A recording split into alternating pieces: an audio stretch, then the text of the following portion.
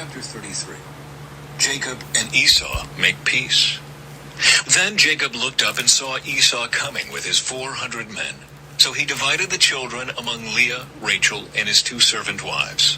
He put the servant wives and their children at the front, Leah and her children next, and Rachel and Joseph last. Then Jacob went on ahead. As he approached his brother, he bowed to the ground 7 times before him. Then Esau ran to meet him and embraced him, threw his arms around his neck and kissed him, and they both wept. Then Esau looked at the women and children and asked, "Who are these people with you?" "These are the children God has graciously given to me, your servant," Jacob replied. Then the servant wives came forward with their children and bowed before him. Next came Leah with her children, and they bowed before him. Finally, Joseph and Rachel came forward and bowed before him. "And what were all the flocks and herds I met as I came?" Esau asked. Jacob replied, "They are a gift, my lord, to ensure your friendship." "My brother, I have plenty," Esau answered. "Keep what you have for yourself." But Jacob insisted, "No, if I have found favor with you, please accept this gift from me. And what a relief to see your friendly smile. It is like seeing the face of God. Please take this gift I have brought you. For God has been very gracious to me. I have more than enough." And because Jacob insisted, Esau finally accepted the gift. "Well," Esau said, "let's be going. I will lead the way." But Jacob replied, "You can see, my lord, that some of the children are very young, and the flocks and herds have their young too. If they are driven too hard, even for one day, all the animals could die. Please, my lord, go ahead of your servant. We will follow slowly at a pace that is comfortable for the livestock and the children. I will meet you at Seir."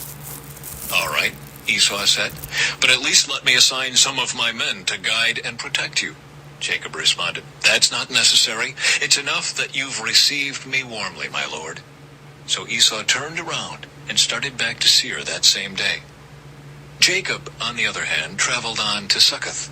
There he built himself a house and made shelters for his livestock. That is why the place was named Succoth, which means shelters. Later, having traveled all the way from Padan Aram, Jacob arrived safely at the town of Shechem in the land of Canaan. There he set up camp outside the town.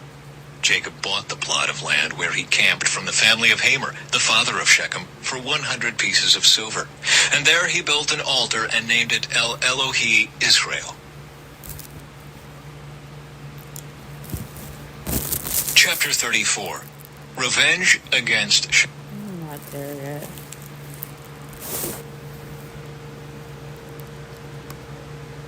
Genesis chapter 33, verse 1, verse 11.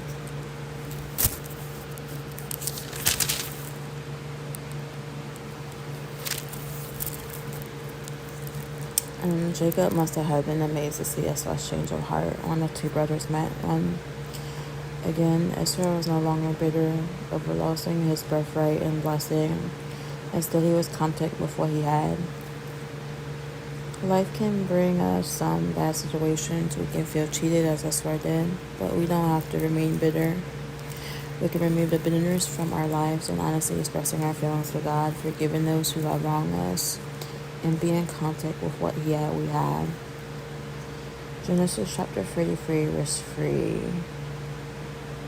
Bowing to the ground 7 times was a sign of respect given to a king. Jacob was taking every precaution as he met Esau, hoping to dispel any thoughts of revenge. In Genesis chapter 33, verse 4, Esau greeted his brother Jacob with a great hug. Imagine how difficult this must have been for a man who once had actually plotted his brother's death. But time away from each other allowed the bitter wounds to heal. With the passing of time, each brother became to see that their relationship was more than a parting than their real estate. Genesis chapter 33, verse 11. Why did Jacob send gifts ahead for Esau? In the Bible times, gifts were given for several reasons. This may have been a bribe. Gifts are still given to win someone over or by his or her support. Esau may have refused Jacob's gift at first because he didn't want to or need bribe. He had already forgiven Jacob. and he had ample wealth of his own. This may have been an expression of affection. It may have been the customary way of greeting someone before an important meeting. Such gifts would have been related to a person's occupation, displays why Jacob sent as far as cattle, donkeys, sheep, and goats.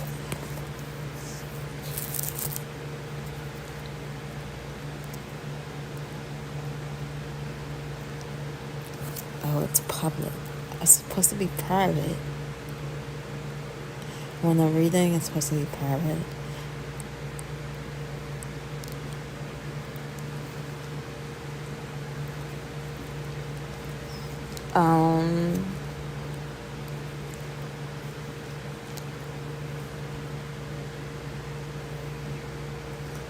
Genesis chapter